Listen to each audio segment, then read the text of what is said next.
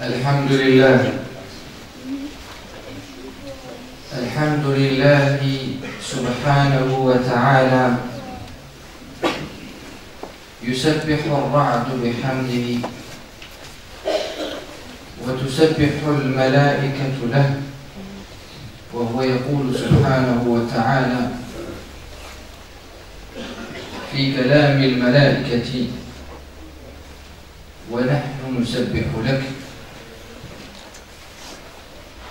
وهو من يسبحه الأنبياء، فيقول موسى عليه السلام: سبحانك تبت إليك وأنا أول المؤمنين. والأنبياء كلهم يسبحون له طاعة لأمره، إذ يقول سبحانه: فسبح باسم ربك العظيم. ويسبح له الجبال: إنا سخرنا الجبال معه يسبح.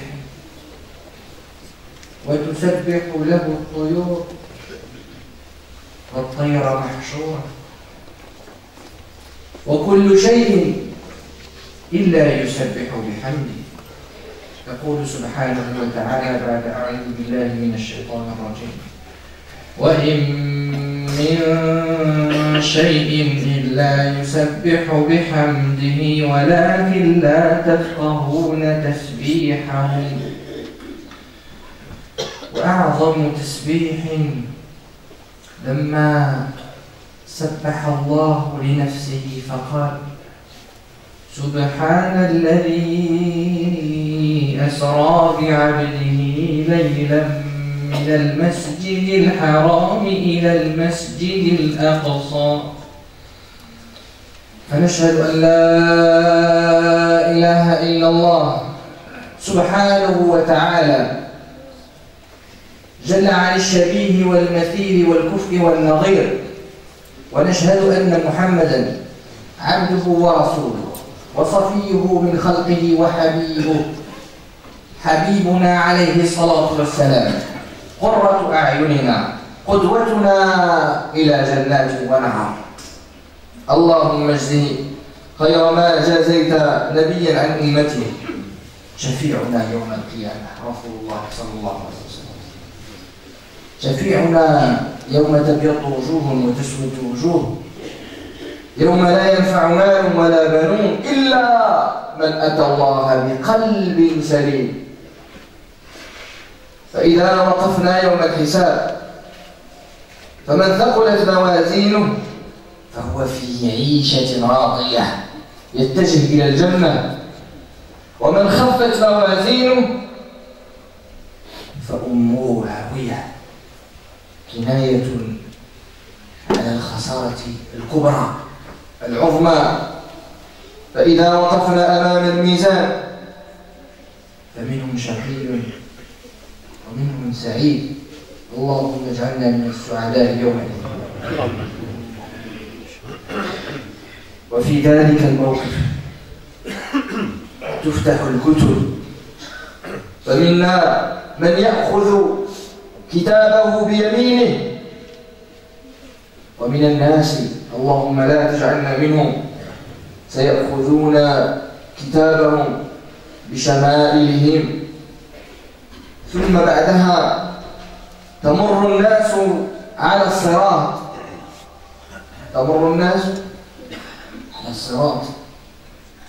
حتى نصل إن شاء الله تعالى أمام باب الجنة.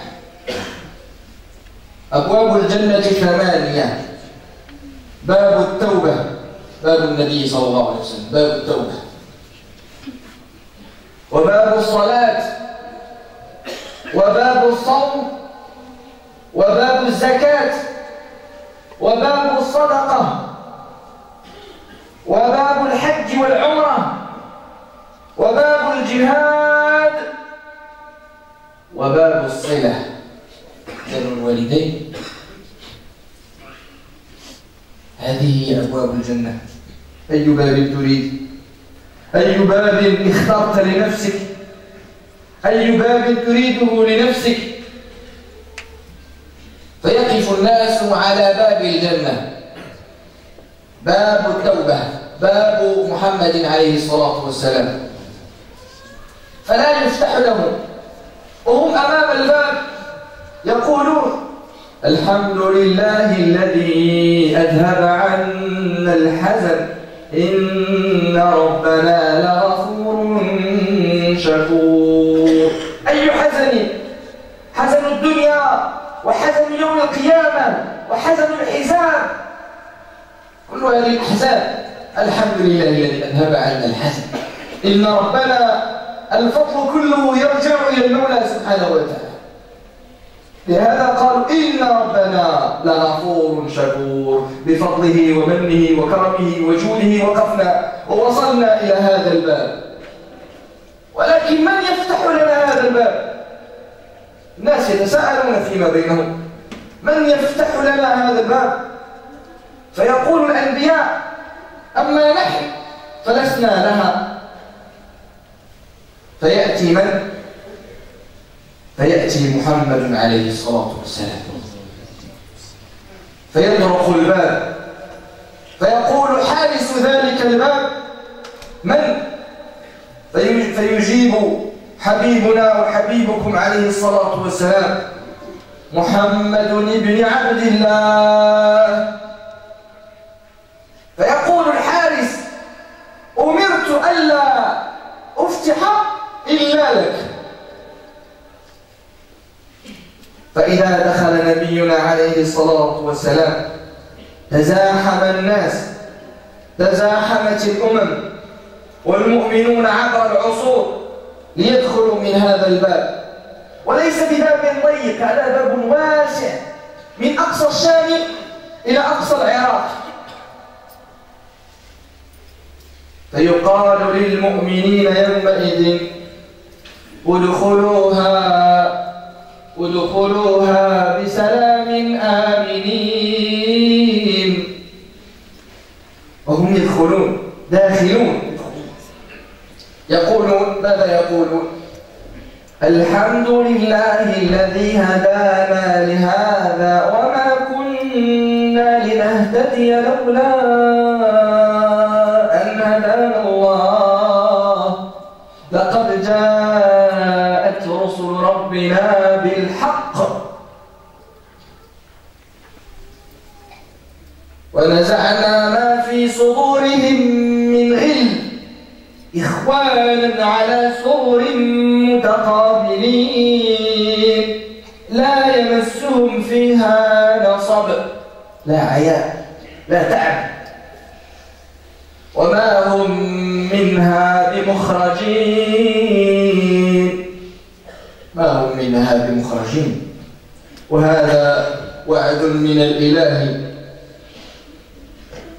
فيؤتى بالموت على صورة كبش أملح، كبش قوي سمين، وينادي مناد فيقول: يا أهل الجنة خلود بلا موت، ويا أهل النار خلود بلا موت. فينظرون إلى هذا الكبش الموت وهو يذبح أمام الناس.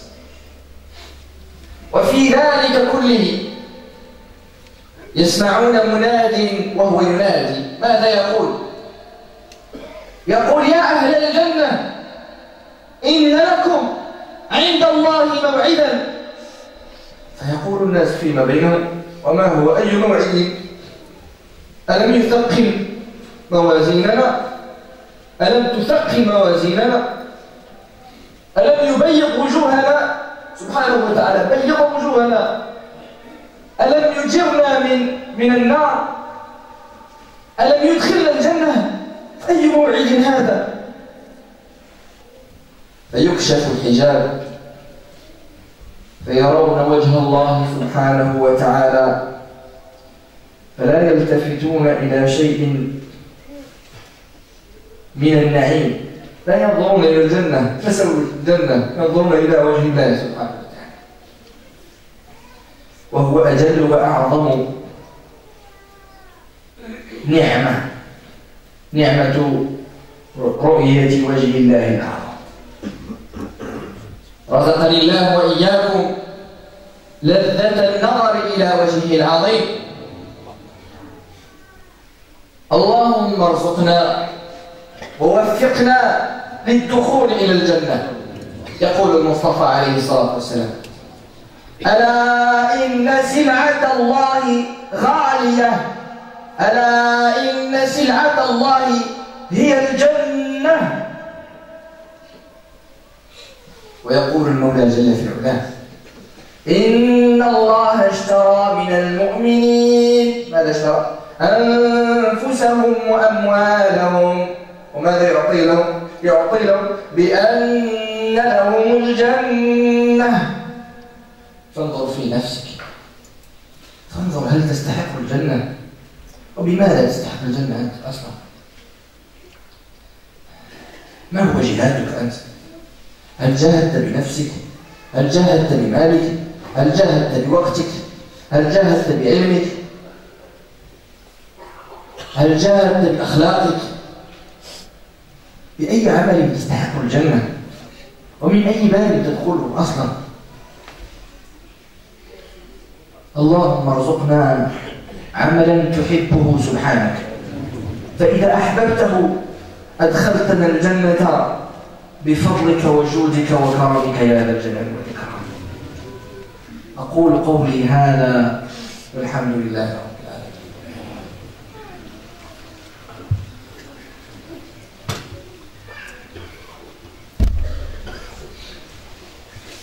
الحمد لله وكفى، صلاة وسلاما على عباده الذين اصطفى، لا سيما الحبيب المصطفى. Veuillez vous avancer s'il vous plaît pour vos frères qui sont à l'extérieur. Avancez-vous, jouez, il y a encore de l'espace, on peut se serrer un peu s'il vous plaît, j'ai compris. Pour vos frères. La suite, la deuxième mi-temps, ça va aller très vite, Inch'Allah. Allez, serrez-vous, Inch'Allah. Louange à Allah.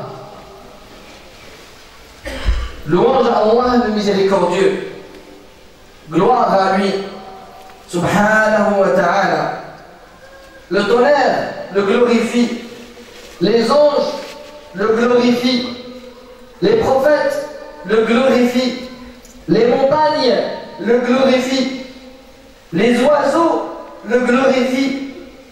Mais en vérité, toute chose le glorifie, mais vous ne comprenez pas leur façon de glorifier. Surat le voyage nocturne. Mais la meilleure glorification, c'est celle qu'Allah subhanahu wa ta'ala a fait pour sa personne quand il a dit gloire et pureté à celui qui de nuit a fait voyager son serviteur. Le début de la sourate, le voyage nocturne. On témoigne qu'il est le seul, qu'il est l'unique, il n'y a pas de divinité à part lui subhanahu wa ta'ala. Et on témoigne que Mohammed, prière et paix sur lui, sallallahu alayhi wa sallam, est le dernier des prophètes, le dernier des envoyés. C'est lui qui, par la grâce d'Allah azza wa jalla, va nous emmener. Il va nous emmener où? Il va nous emmener au paradis, Inch'Allah. Quand on aura fini de rendre les comptes, et qu'il y aura parmi nous des gens heureux et des gens tristes, et on demande à Allah azza wa jalla d'être parmi les gens heureux ce jour-là. Car qui sera triste ce jour-là, il sera triste pour toujours. Et il n'aura jamais été triste en vérité, mais si ce jour-là il est triste, là il fera parmi les gens des perdants. Et on demandera aux gens de prendre leurs livres. Certains le prendront de la main droite et d'autres le prendront de la main gauche.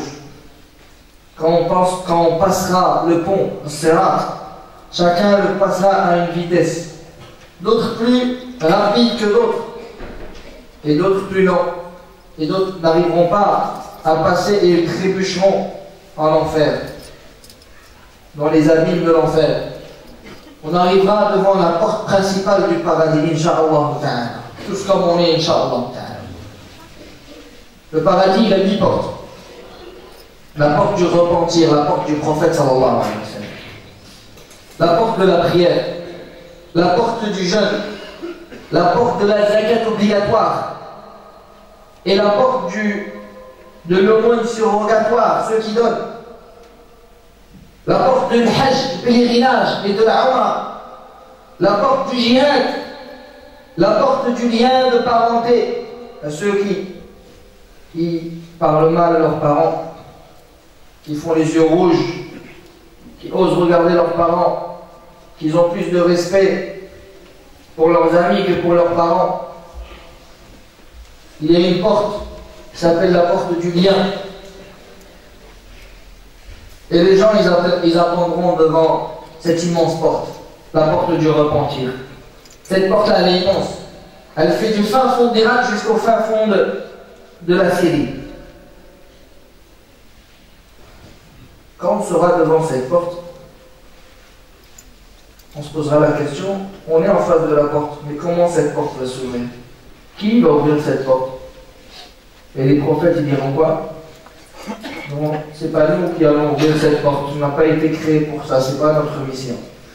Et c'est qui va s'avancer pour ouvrir cette porte? C'est le prophète. Muhammad alayhi sallam.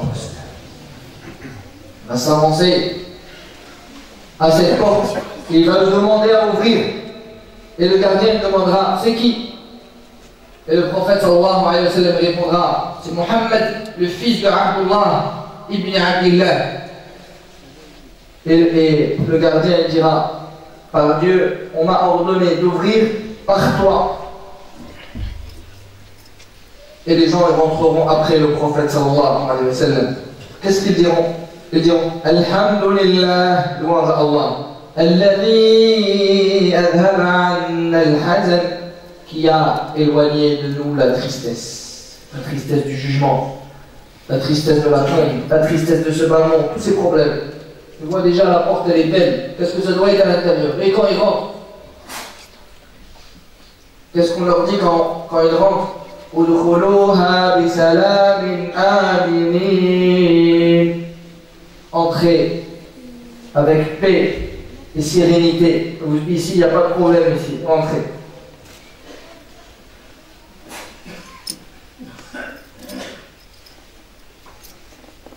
Quand les gens ils rentreront et qu'ils diront Alhamdulillah alladhi adhaba 'anna al-hazan, louange à Allah qui a éloigné de nous la tristesse. Inna rabbana laghafurun shakur. Donc Dieu, il est pardonneur et il mérite qu'on le remercie. Ce bienfait-là, ils l'ont attribué à Allah, pas leurs actions. Le prophète sallallahu alayhi wa sallam, il est avec les compagnons et il leur dit personne ne rentrera à cause de ses actions, mais que par la grâce d'Allah azza wa jalla. Et les compagnons disent même toi ya Rasulallah, voilà anta ya Rasulallah. Et le prophète sallallahu alayhi wa sallam de répondre, même moi, si j'entre au paradis, ce n'est que par la grâce d'Allah et le bienfait d'Allah sur moi. Les gens devant la porte, quand ils rentreront par cette porte, avec les communautés, avec les croyants des autres communautés, et qu'on leur dira à ces gens-là, entrez-y avec paix et sécurité. Les croyants, quand ils rentreront, qu'est-ce qu'ils vont dire? Ils vont encore dire Alhamdulillah, louange à Allah qui nous a guidés vers cela. Et si ce n'était pas la guidance d'Allah azza wa jalla, on ne serait pas arrivé à là. Et on amènera à la mort sous l'image d'un bélier, un bélier bien fort qu'on égorgera, et on dira aux nouveaux habitants du paradis, mais aussi aux nouveaux habitants de l'enfer qui regardent la scène, oh vous les gens du paradis, immortalité pour toujours, à partir de maintenant, immortel. Oh vous les gens du nar, les gens de l'enfer, immortalité pour toujours. Ensuite, un appel, il retentira. Qu'est-ce qu'il dit cet appel? Oh, vous les gens, vous avez un rendez-vous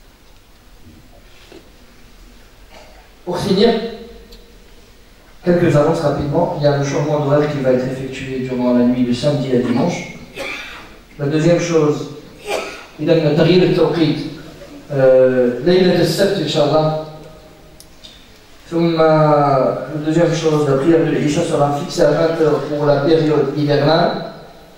Il y a تغيير توقيت صلاة العشاء ستكون صلاة العشاء دائما في الساعة الثامنة ليلا إن شاء الله.